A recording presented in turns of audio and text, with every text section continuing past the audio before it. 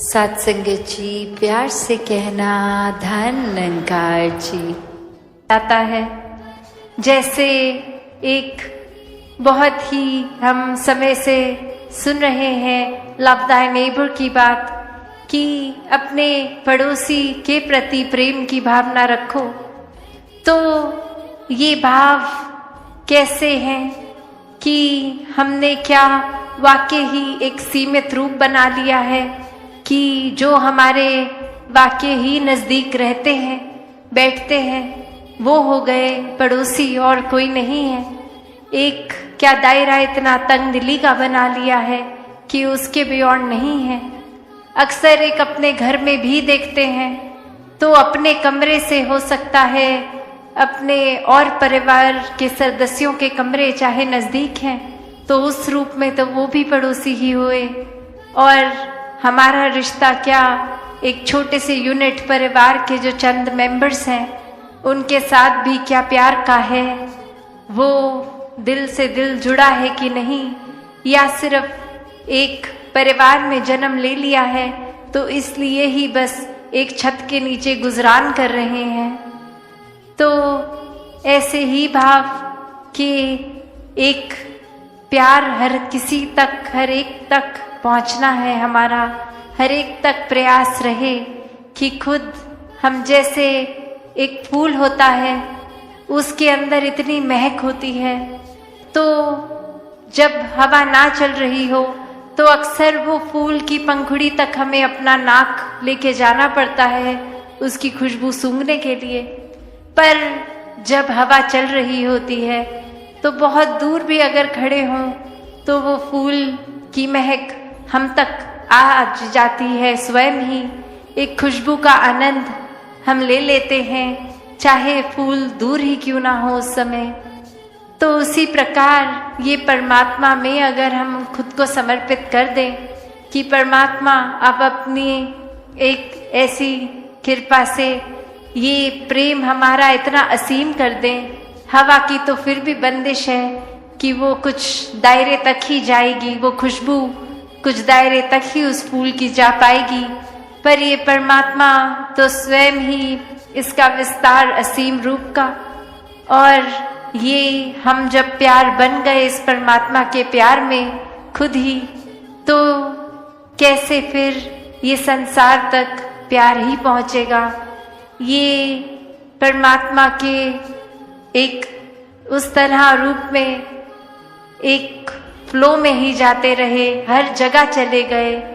जैसे एक बूंद होती है जब हम देखते हैं कि पानी कहीं ठहरा हुआ है, एक स्थिर है पानी, और उसमें अगर एक पत्थर डालते हैं तो कैसे वो रिपल इफेक्ट बन जाता है। पहले एक छोटा सा उसका एक वेव रूप, आगे वो और चौड़ा होता जाता है, वो वास्ट होता जाता है। कैसे फिर वो स्थिर पानी के अंदर अब तरंगे दिखने लगती हैं। ये अगर एक वो पानी का तो फिर दायरा वो लिमिटेड है कि शायद वो एक तालाब जितना हो, इसलिए वो एक स्थिर रूप, एक हो सकता है कीचड़ का पडल हो इसलिए स्थिर रूप। पर ये परमात्मा, इसका तो कोई सीमा नहीं है, कोई बाउंड्रीज नहीं है।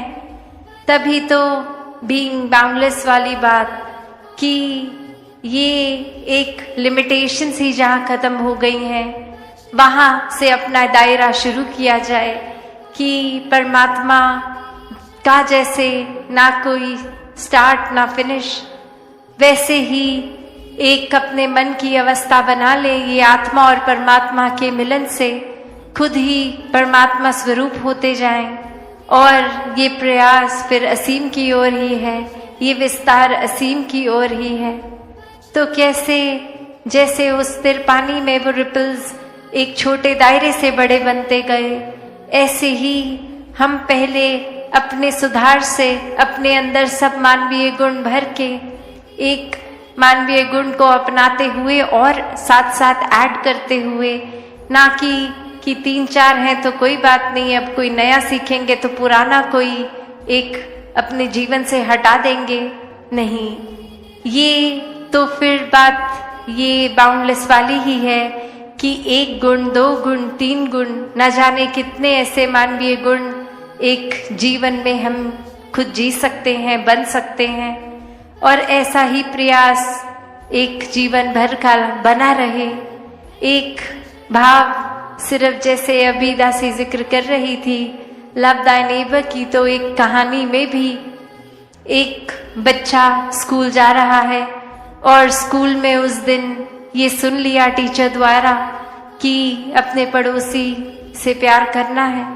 और रास्ते में जब घर आ रहा है तो देख रहा है कि कोई इंसान गिर गया है और अब उसकी मदद के लिए कोई नहीं आ रहा, क्योंकि वो एक स्ट्रेंजर है हर एक के लिए, वो एक कोई उसके साथ परिचित नहीं है।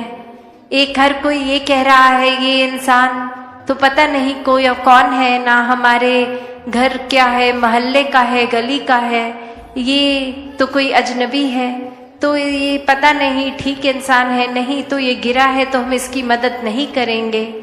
और अब वो बच्चा देखता है कि उसी की स्कूल बस से वही टीचर भी साथ उतरती है जिसने ये पाठ सिखाया है, और उस गिरे हुए इंसान के बहुत ही करीब से वो भी आगे निकल जाती है, उसको उठाती नहीं। और ये बच्चा अब तरह तरह के सवाल सोचता है कि एक अगर पड़ोसी से प्यार सिखाया है तो इस समय हम जहाँ खड़े हैं ये इंसान भी तो पड़ोसी है, तो इसको कोई उठा क्यों नहीं रहा।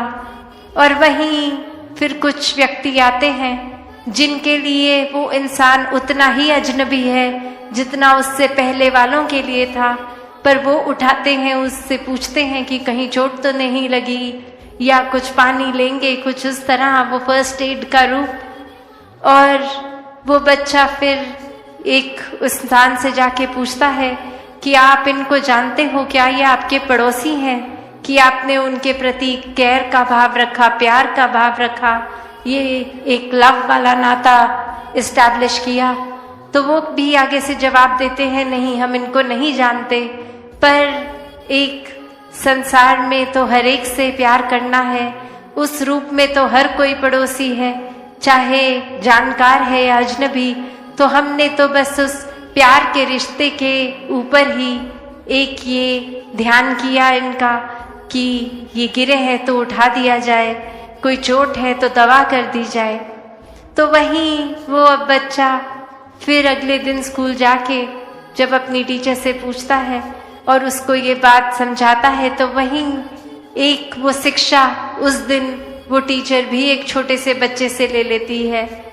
तो बात यहाँ उम्र की नहीं है, कोई आज भी हमने ये जो रूप देखा कि चाहे वो कविताएं रूप थी, एक गीत रूप थे, एक उस तरह आयु चाहे छोटे बच्चों की भी थी, चाहे नौजवान बुजुर्ग बहनें भाई कोई भी था, ये मूल रूप में जो संदेश दे रहे थे वो अनमोल संदेश है।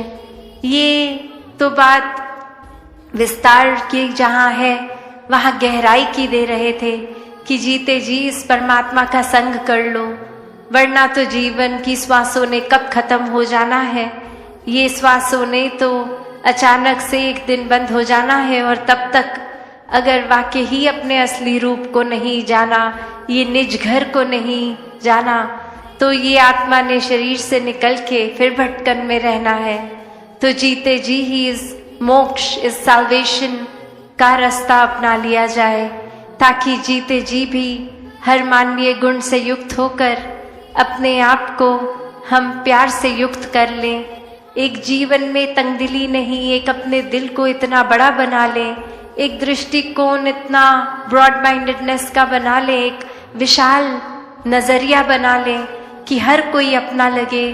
फिर वो बात कि कैसे एक अगर गहराई का भी रूप है, तो एक अगर हम बाल्टी में एक दाल का दाना डाल देंगे तो ना कोई आवाज आएगी, ना बाल्टी का पानी वो छलक के बाहर आएगा।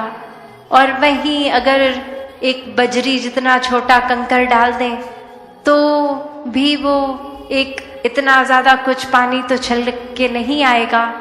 पर वो ही अगर हम एक कोई और बड़ा पत्थर और बड़ा डालते रहें तो धीरे धीरे हो सकता है कोई उस साइज का जब हम डालेंगे जो लगभग बाल्टी से जरा सा ही छोटा हो, तो सारा ही पानी बाहर आ जाएगा और उसकी जगह वो पत्थर ले लेगा। तो बात वही है कि गहराइयाँ कितनी हैं, जो अक्सर हम शेर में भी सुनते हैं कि सागर गहरा है इसलिए शांत है, वरना मचलती लहरों में गहराइयाँ नहीं होती। कि कैसे एक जहाँ उछाल दिखते हैं वो अपने आप पता है कि ये शैलो जगह है, वरना जो डीपेस्ट पार्ट है ओशन का वो इतना शांत लगता है क्योंकि वो इतना कुछ समा के अपने अंदर रखा है उसने।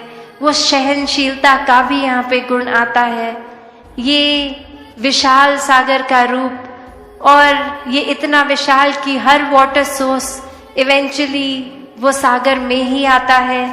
तो भी सागर को उस बात का अभिमान नहीं है, वो अपने सबसे गहरे वाले पॉइंट पे इतना शांत भी है।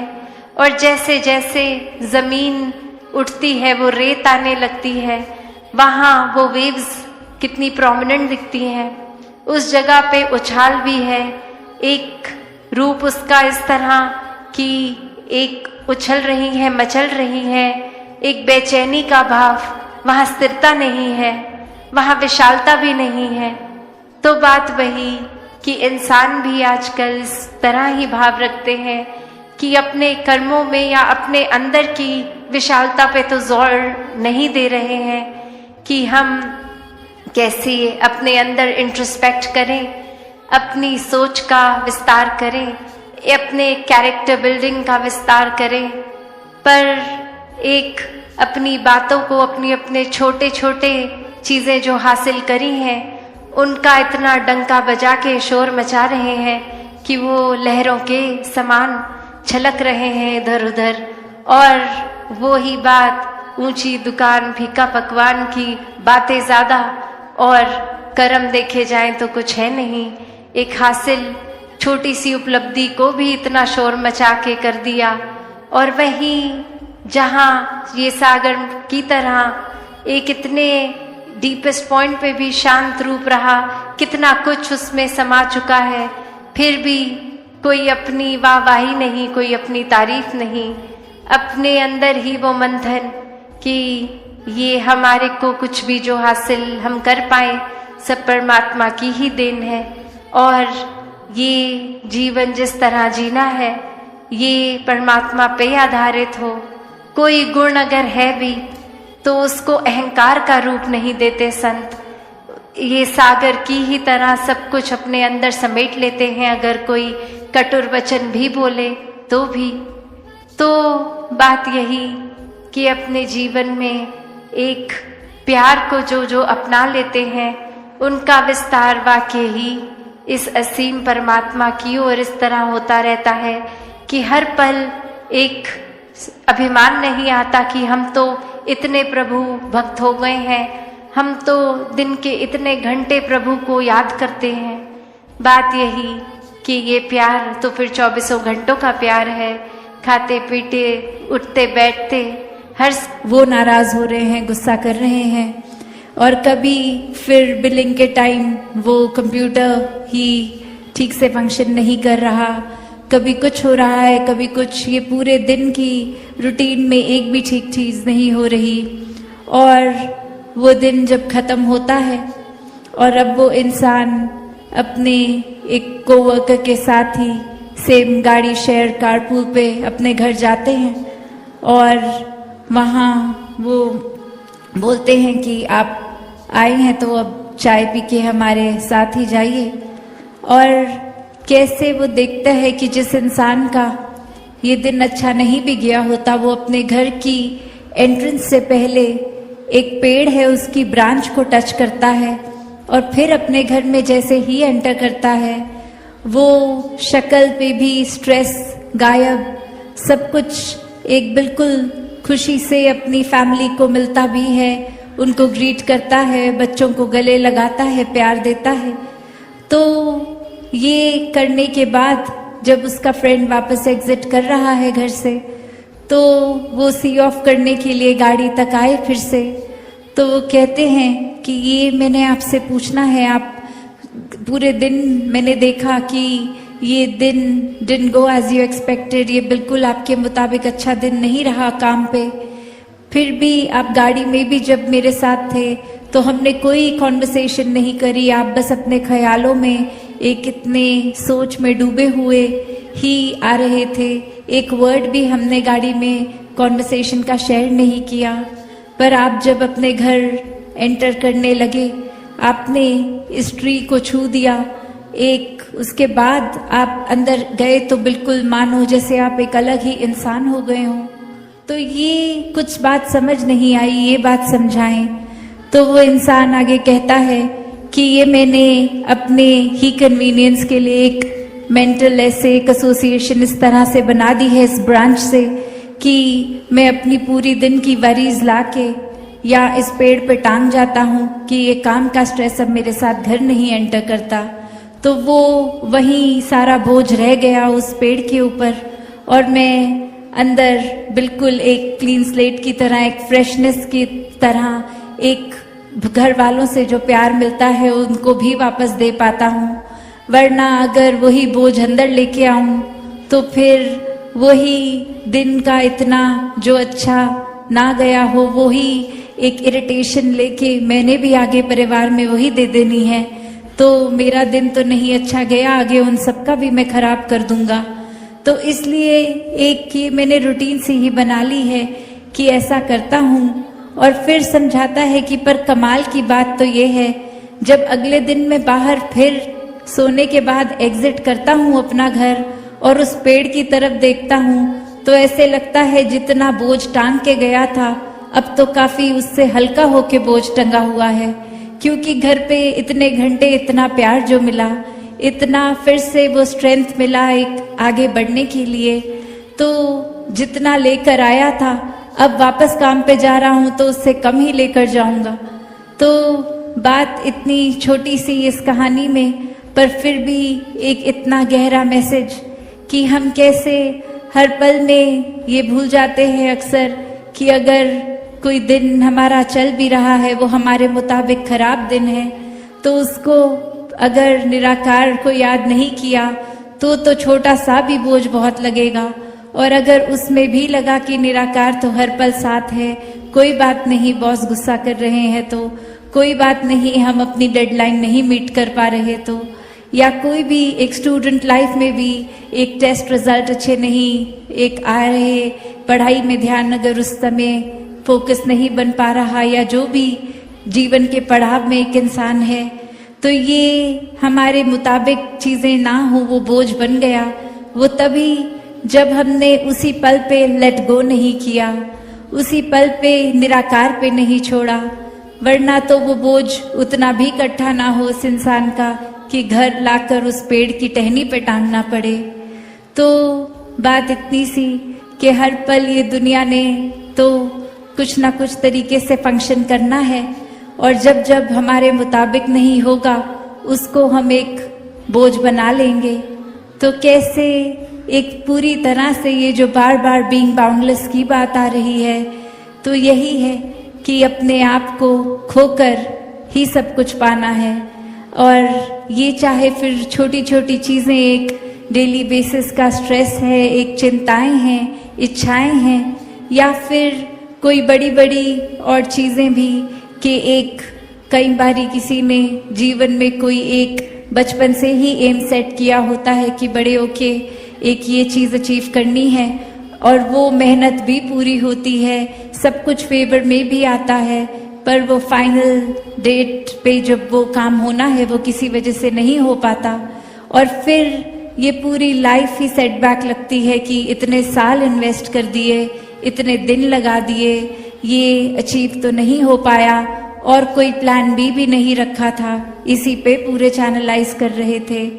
तो बात वही कि जिनके जीवन में निराकार होता है वो अपने सपने तो सजाते हैं, मेहनत भी करते हैं सपनों पे चलने की, पर इतना ज्यादा उनसे फिर चीजों से या सपनों से अटैच नहीं होते कि कहीं फेलियर आया तो वो हमारा ही फेलियर बन जाता है। नहीं, वो सेटबैक्स संतों के लिए कभी सेटबैक्स नहीं होते, क्योंकि संत तो कभी भी मजबूर नहीं होते। संत तो कभी भी बंदिश में नहीं होते। संत तो हर समय जब इसी ब्रह्म के साथ जुड़ गए हैं तो ये निराकार से जुड़कर ब्रह्म ज्ञानी आप निराकार, फिर क्या बंदिशें, क्या सेटबैक्स।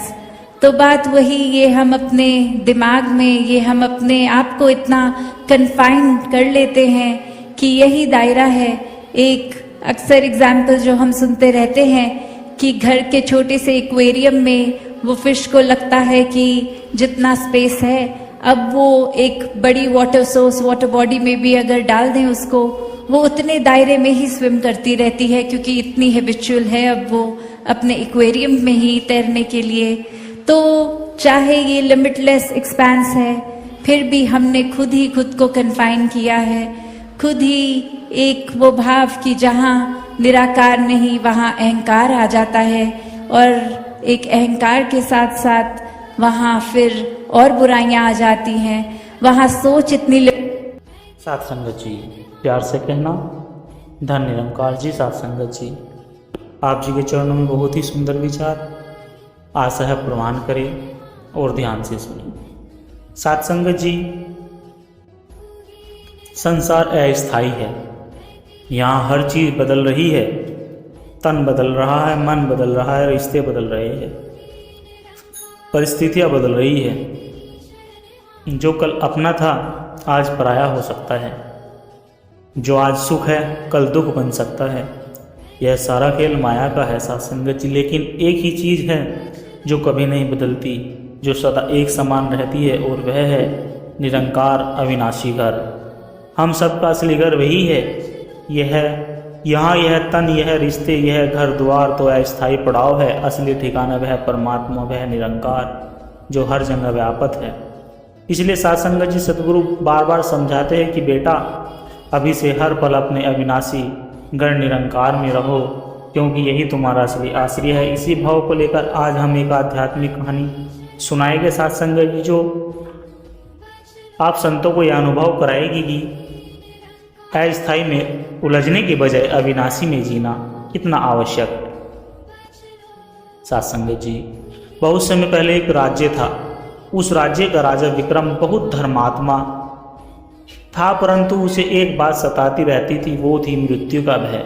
वह सोचता था कि मैंने विशाल महल बनाए हैं, सेना खड़ी की है, प्रजा खुशहाल है, लेकिन एक दिन मुझे यह सब छोड़कर जाना पड़ेगा, तब मेरा क्या होगा। इसी चिंता में वह के विद्वानों, ज्योतिषियों और साधुओं के पास गया। सभी ने उसे मंत्र या अनुष्ठान बताए, पर उसके हृदय का डर दूर ना हुआ साथ संगत जी। एक दिन राज्य में एक वृद्ध योगी आए। उनके चेहरे पर अद्भुत शांति थी। लोग कहते कि यह योगी किसी और ही लोक में रहते हैं, इनका मन संसार में नहीं अटका। राजा विक्रम ने उन्हें बुलाया और कहा, गुरुदेव, मैं सब कुछ भोगता हूँ, परंतु भीतर के डर और असुरक्षक कभी नहीं जाती। मुझे बताइए, मृत्यु से मुक्ति कैसे मिलेगी, यह भय कब दूर होगा। योगी मुस्कुराए साथ संगत जी और बोले कि राजा, तू गलत जगह ढूंढ रहा है, तू अस्थायी चीज़ों में सुरक्षा चाहता है। यह शरीर मिटने वाला है, यह महल ढहने वाला है, रिश्ते टूटने वाले हैं। तुझे अपने अविनाशी घर निरंकार में टिकना होगा, वही तेरी शांति है।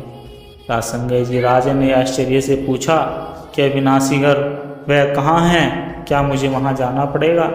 राजा ने, मुझे जाना पड़ेगा। योगी बोले, राजन, कहीं बाहर जाने की जरूरत नहीं, वह घर यहीं है, इसी क्षण तेरे चरणों की ओर। निरंकार ही तेरा असली घर है। समस्या यह है कि तू खुद को शरीर मान बैठा है, तू राजश्री पदवी को अपना मान बैठा है, पर यह सब नासवान है। असली पहचान आत्मा की है और आत्मा का घर निरंकार है। अभी से हर पल उसी में रहना सीखो। साथ संगत जी, राजा को यह वचन दिल में उतर गया। उसने योगी से साधना का मार्ग पूछा। योगी ने उसे ब्रह्म ज्ञान का अनुभव कराया। उस क्षण राजा की आंखें खुल गई। उसने देखा महल, राज्य, शरीर सब बदलने वाला है, परंतु उसके भीतर और बाहर जो एक अनंत सत्ता है वह कभी नहीं बदलती, वही सच्चा घर है। उसी दिन से राजा ने राजकाज तो किया, लेकिन मन निरंकार में ही टिक गया। वह हर बार फैसले में यही सोचता, यह तन, यह राज्य तो नश्वर है, असली घर तो निरंकार है, मुझे हर पल उसी में जीना है। साथ संगत जी,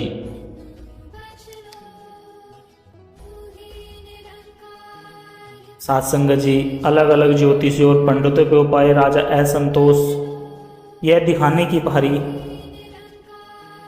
साथ संगत जी, यह संदेश हमारे लिए है।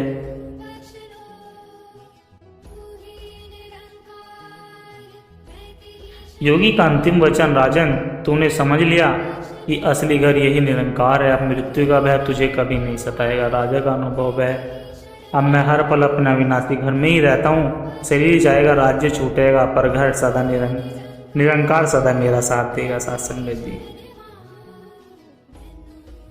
योगी का उपदेश, निरंकार ही तेरा घर है। उपमा जैसे मछली पानी में रहते हुए प्यास महसूस करे, अगर भूल जाए कि वह पानी उसका घर है। ब्रह्म ज्ञान का अनुभव। साथ संगत जी, कैसे राजा निर्णय लेते समय निरंकार को याद करता। दरबारियों का आश्चर्य कि राजा बदल गया, अब वह किसी से कठोर व्यवहार नहीं करता। साथ संगत जी, यह जीवन अस्थायी है, जो आज है कल नहीं रहेगा, पर एक चीज सदा रहेगी, वह अविनाशी निरंकार। इसलिए सदगुरु बार बार कहते हैं कि अभी से हर पल अपने अविनाशी घर में रहो।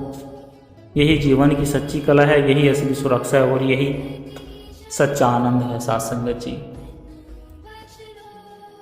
साथ संगत जी, नगर में एक व्यापारी था जिसका नाम अद्वैत था। वह ईमानदार था, सबका भला चाहता था, पर भीतर से हमेशा एक शून्यता अनुभव करता था।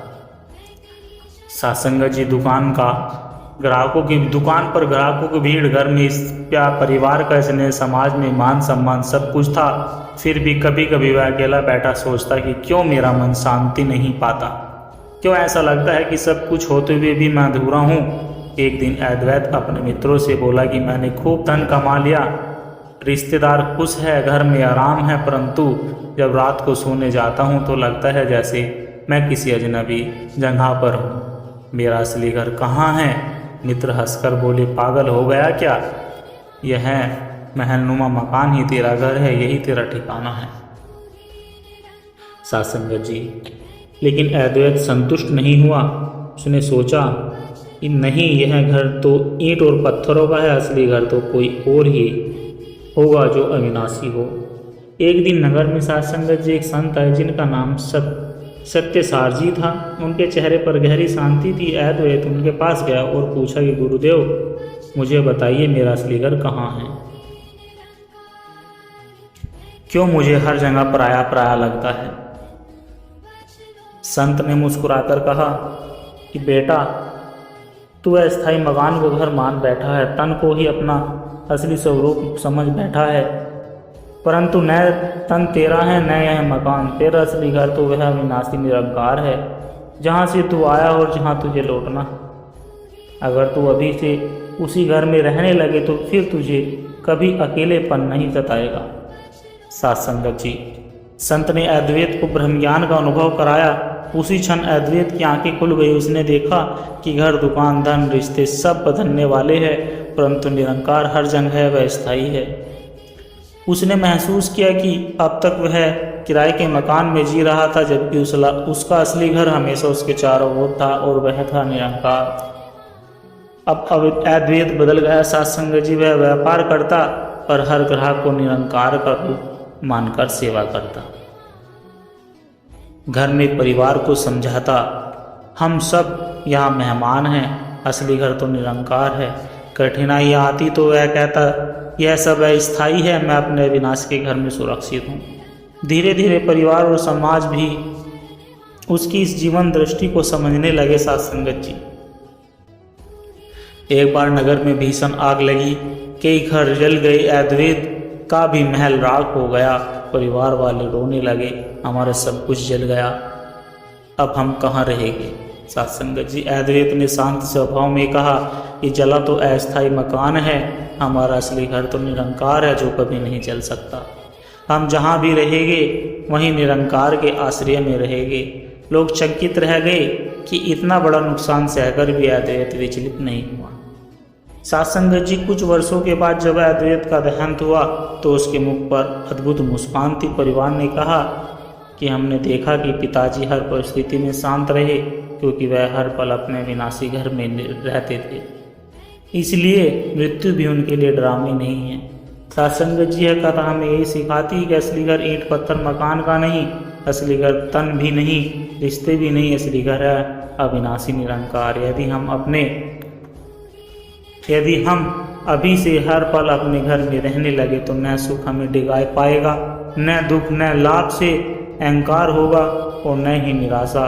जीवन भी आनंदमय होगा और मृत्यु भी सहज लगेगी। सत्संगत जी, मेरे सतगुरु जी, मेरे हर कर्म को तू माफ़ कर देना। गुनाहों का पुतला हूँ, नादान समझकर ही तू गुनाहों को नज़रअंदाज कर देना। दाता, हम भुलनहार है, तू बख्शनहार है। निमाना समझकर ही मेरे सर पर अपनी दया का हाथ तू रख देना। सत्संगत जी, जिनकी दौलत ही सतगुरु है, उसे सारे ज़माने की दौलत अपने आप मिलती है। जिनका मुकद्दर ही सतगुरु है, उसे जमाने की खुशियाँ अपने आप मिलती है। सत्संगत जी, दुख की घड़ी उसे डरा नहीं सकती, कोई ताकत उसे हरा नहीं सकती, और जिस पर हो जाए मेहर मेरे सतगुरु की, फिर दुनिया उसे मिटा नहीं सकती। गुरु वचन का पालन करना ही जीवन श्रृंगार है। सद्गुणों को धारण करना ही जीवन श्रृंगार है। तेरी रहमतों को समझ पाऊँ, तेरी रजा को समझ पाऊँ, यह हुनर मुझ में नहीं मेरे मालिक। जिंदगी को आजमाने के बाद बस इतना जाना है कि तू जो करता है सबके भले के लिए ही करता है। सत्संगत जी, गुरु की दृष्टि में तो कोई न निर्धन है न धनवान, गुरु की दृष्टि में तो होते सारे बंदे एक समान। आंखें बंद रहती है तो हमें दातार नजर आते हैं, आंखें खुली रहती है तो हमें साकार नजर आते हैं। हम तो दर्द में मुस्कुराते हैं, प्रभु की रहमत जो दूर है, इनकी नज़रों से वो हमें परेशान नजर आते हैं। सत्संगत जी, प्यार से कहना, धन निरंकार जी।